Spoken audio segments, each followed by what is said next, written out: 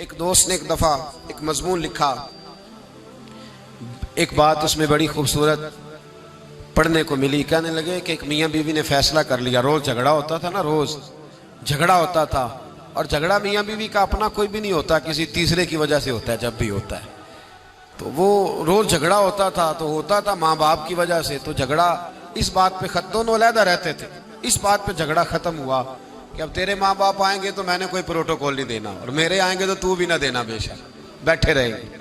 تو کہتے ہیں کہ پہلے بیٹے کے والدین آئے، دروازے پہ دستک دی تو ملازم نے کھولا، روٹی بھی ملازم ہی لایا.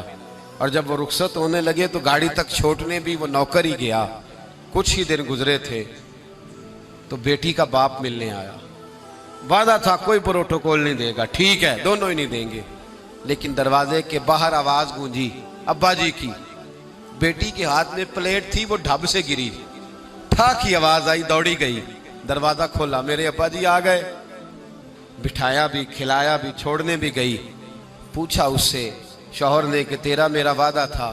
کہنے لگی بات اس میں شک نہیں کہ وعدہ تو تھا، پر دل کی کیفیت کا کیا کروں. جب باہر آ کے والد بولے ہیں تو میں نے تو اپنے آنسوؤں کو بڑی مشکل سے روکا ہے. میں تو وہ خراج بڑی مشکل سے سنبھال پائی ہوں، وہ تو بڑی مشکل سے آنسو روکے ہیں، تو وجود کو کیسے روکتی. رشتوں کا جو آپس کے اندر گہرائی ہوتی ہے اس کو ہم کیسے توڑ سکتے ہیں. یہ ہمیشہ رہتے، انسان کو یاد آتی. دیکھیے کوئی بلا سکتا ہے کہ بچپن میں میں اپنے بہن اور بھائی کے ساتھ کھیلا کرتا تھا، وہ یادیں روز اسے آتی ہیں. وہ روز جب لیٹتا ہے تو وہ داستانیں اس کے ذہن میں آتی ہیں. کیسے ان تعلقات کو ختم کیا جا سکتا ہے. رشتہ داروں کے، بہن بھائیوں کے، میاں بیوی کے جو حقوق ہیں یہ سارے اپنی اپنی جگہ پہ رہیں گے تو اچھا گھر، اچھا خاندان، اچھا معاشرہ تشکیل پائے گا. لہٰذا فیملی کا کوئی ممبر بھی، خاندان کا کوئی رکن بھی کبھی بھی کسی رشتے کے بارے میں یہ رویہ نہ رکھے کہ اسے توڑ دیا جائے، اسے ختم کر دیا جائے. ہاں اگر کوئی رشتہ دار بد مذہب ہو جائے، اگر کوئی کسی صحابی کا بے ادب ہے، اہل بیت نبوت میں سے کسی کا بے ادب ہے، اس کے عقیدے میں میل کچیل ہے، تو پھر اسے چھوڑنا نہیں چاہیے بلکہ اسے رخ موڑ لینا چاہیے. پھر تو ختم ہوگا.